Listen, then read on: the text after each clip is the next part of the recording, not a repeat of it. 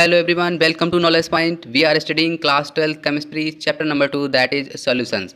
और आज के वीडियो लेक्चर में हम लोग देखेंगे the colligative properties of solutions and how to determine the molar mass of solute present in solutions.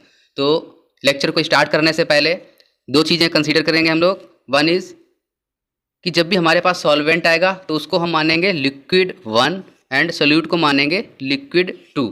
Means जब भी हम सॉल्वेंट के पैरामीटर्स लिखेंगे तो उनको सफिक्स 1 के साथ लिखेंगे और सोल्यूट के पैरामीटर्स हम सफिक्स 2 के साथ लिखेंगे। अब आपने लास्ट वीडियो लेक्चर में स्टडी किया था कि जब भी कोई वोलाटाइल सोल्यूट किसमें ऐड किया जाता है, सॉल्वेंट में ऐड किया जाता है, तो उस केस में क्या होता है, वेपर प्रेशर ऑफ सॉल्वेंट क्या हो जाता है, डिक्रीज हो जाता है। इस वेपर प्रेशर के डिक्रीज होने से जो भी सॉल्यूशंस की प्रॉपर्टीज रिलेटेड होती हैं उन प्रॉपर्टीज को हम कहते हैं कोलिगेटिव प्रॉपर्टीज ऑफ सॉल्यूशंस। और यही कोलिगेटिव प्रॉपर्टीज ऑफ सॉल्यूशंस हम लोग स्टडी करने जा रहे हैं। तो सबसे पहले देखते हैं कि कौन कौन सी प्रॉपर्टीज कोलिगेटिव प्रॉपर्टीज के अंडर में आती हैं। First one is relative lowering of vapour pressure of the solvent. Means जो सॉल्वेंट का वेपर प्रेशर रिलेटिवली डिक्रीज हो रहा है। Number 2 is depression of freezing point of the solvent. Means जो सॉल्वेंट के फ्रीजिंग पॉइंट में कमी आ रही है। Third one is elevation of boiling point of the solvent. Means जो सॉल्वेंट का बॉइलिंग पॉइंट है उसमें कितना इंक्रीज हो रहा है। Fourth one is osmotic pressure of solutions.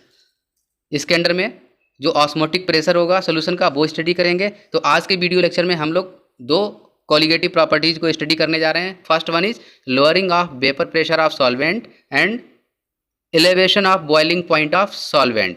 Remaining दो कोलिगेटिव प्रॉपर्टीज हम लोग देखेंगे नेक्स्ट वीडियो लेक्चर में। तो चलिए स्टार्ट करते हैं। First colligative properties that is lowering of vapour pressure of the solvent. Lowering of relative lowering of vapour pressure. Relative lowering क्यों कहते हैं, क्योंकि जो हमारा प्योर सॉल्वेंट का वेपर प्रेशर था उसके रिलेटिव मान के हम लोग देखेंगे कि कितनी कमी आ रही है वेपर प्रेशर में। इस वजह से इसको क्या कहते हैं, relative lowering of vapour pressure. आपने पिछले वीडियो लेक्चर में क्या स्टडी किया था कि vapour pressure of a solvent in solution is less than that of the pure solvent. Means ये आपके पास एक प्योर सॉल्वेंट गिवन है, तो जब भी आप इसमें सोल्यूट को मिक्स करते थे तो क्या हो जाता था, आपका वेपर प्रेशर डिक्रीज हो जाता था।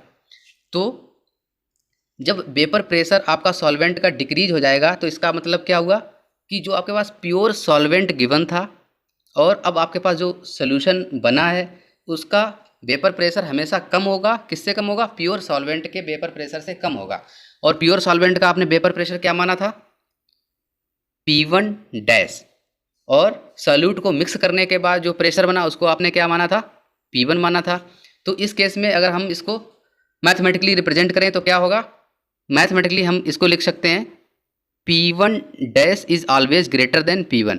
ऐसा क्यों है, क्योंकि P1 डैश आपका प्योर सॉल्वेंट का वेपर प्रेशर है और P1 आपका सोल्यूट को मिक्स करने के बाद सॉल्वेंट का वेपर प्रेशर है। तो इस वजह से P1 डैश हमेशा P1 से बड़ा होगा, या आप कह सकते हैं P1 is always less than P1 dash. ठीक है, इस बात को समझ लिया। क्या समझ लिया आपने कि सोल्यूट को सॉल्वेंट में ऐड करने के बाद सॉल्वेंट का वेपर प्रेशर प्योर सॉल्वेंट के वेपर प्रेशर से कम हो जाता है।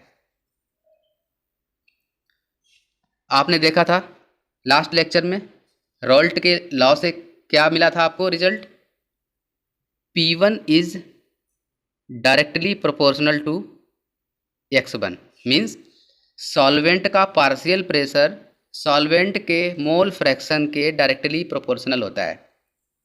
प्रोपोर्शनलिटी कांस्टेंट हटाने के बाद आपके पास क्या रिजल्ट आया था, P1 equals to P1 dash into X1। P1 dash आपका क्या है, प्योर सॉल्वेंट का वेपर प्रेशर है। X1 क्या है आपके पास, सॉल्वेंट का मोल फ्रैक्शन है। तो यहाँ से आपके पास सॉल्वेंट का पार्शियल प्रेशर कितना आ जाएगा, सॉल्वेंट का पार्शियल प्रेशर होगा आपका प्योर सॉल्वेंट का vapour pressure multiplied by the mole fraction of solvent. तो आपने क्या देखा, यहाँ पे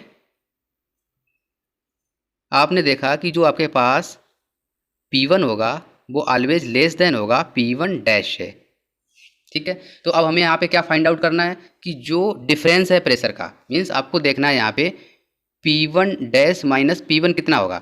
अगर हम क्या करें P1 डैश माइनस P1 को डेल्टा P1 से रिप्रेजेंट करें तो डेल्टा P1 बराबर क्या आ जाएगा आपके पास P1 dash minus P1। P1 dash आपके पास प्योर सॉल्वेंट का प्रेशर है, वेपर प्रेशर, और P1 क्या है आपके पास सॉल्वेंट का पार्शियल प्रेशर है। तो इन दोनों का डिफरेंस क्या आ जाएगा आपके पास change in vapour pressure. P1 dash को आप एज इट इज रखिए, P1 को आप क्या लिख सकते हैं, P1 को आप लिख सकते हैं यहाँ से देखिए आप P1 dash into x1 means pure solvent का vapour pressure multiplied by the mole fraction of solvent.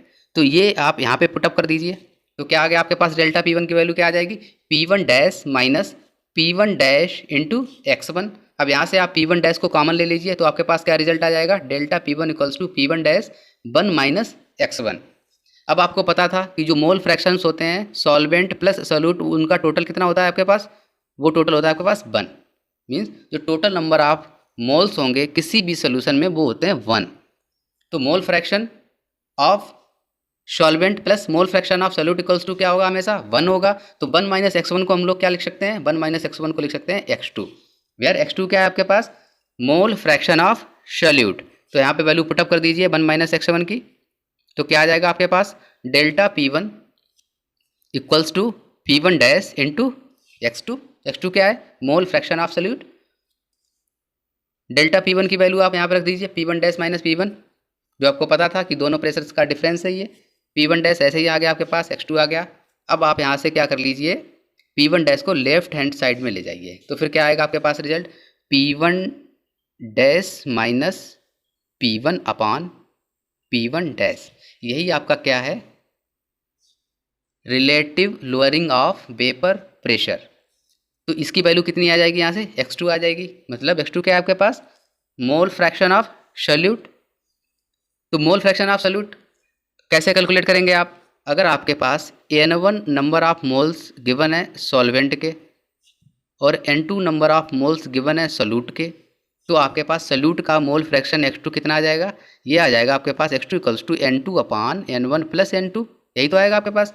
तो यही रिजल्ट यहाँ पे पुटअप कर दिया तो क्या आ जाएगा P1 dash minus P1 upon P1 dash की वैल्यू क्या आ जाएगी N2 upon N1 plus N2। तो ये जो लेफ्ट हैंड साइड में आपको जो टर्म दिख रहा है उसको क्या कहते हैं relative lowering of vapour pressure, जिसको किस तरह रिप्रेजेंट करेंगे P1 dash minus P1 upon P1 dash. ये आपका क्या है मोल फ्रैक्शन ऑफ सॉल्यूट है।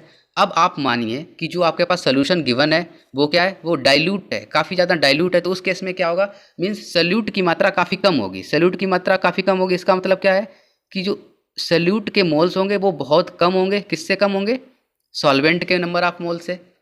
डाइल्यूट सोल्यूशन का मतलब यही होता है कि सॉल्यूट की प्रेजेंट मात्रा उसमें काफ़ी कम है। It means number of moles of solute is very very less than the number of moles of solvent.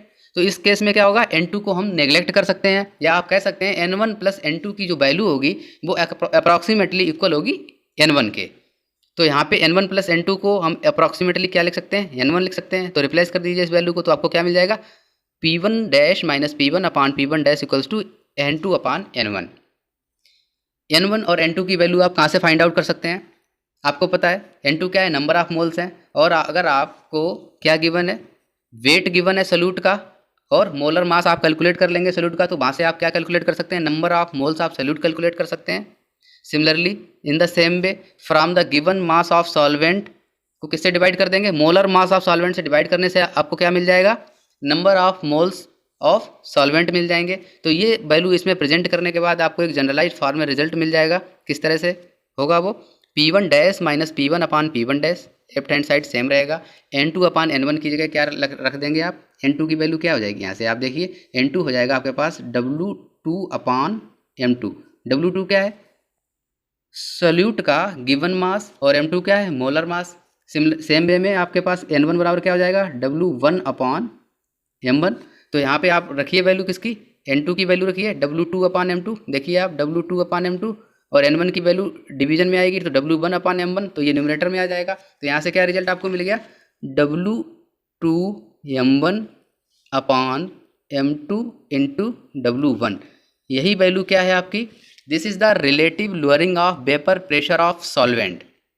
ये रिजल्ट आप याद कर लीजिए, ये आपके न्यूमेरिकल्स में काफ़ी हेल्प करने वाला है। नेक्स्ट देखते हैं elevation of boiling point. Means next colligative properties क्या है सोल्यूशन की, that is elevation of boiling point. Means किस तरह से सॉल्वेंट का बॉइलिंग पॉइंट इंक्रीज हो जाता है।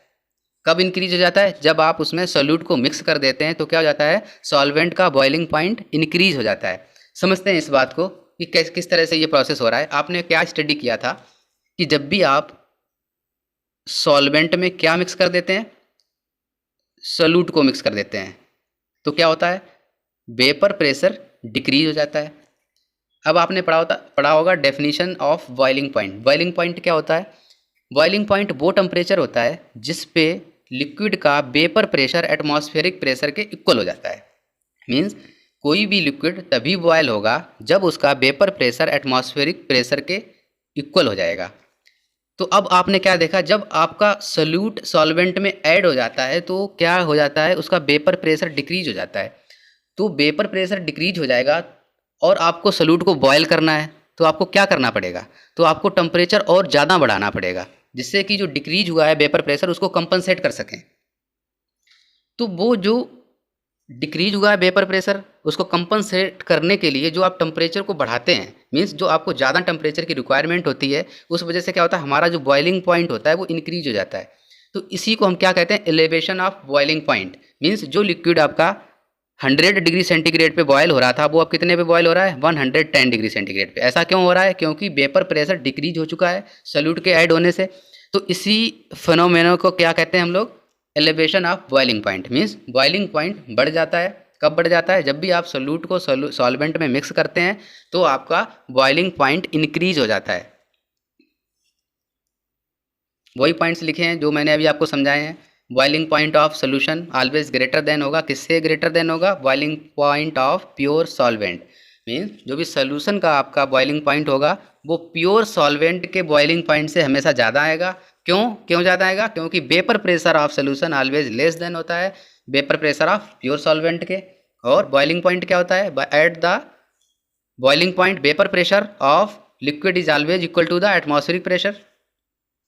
अब आप कंसीडर करिए कि जो आपके पास प्योर सॉल्वेंट है उसका जो वेपर प्रेशर है, या आप कहिए उसका जो बॉइलिंग पॉइंट है वो कितना गिवन है, टीवी डैश।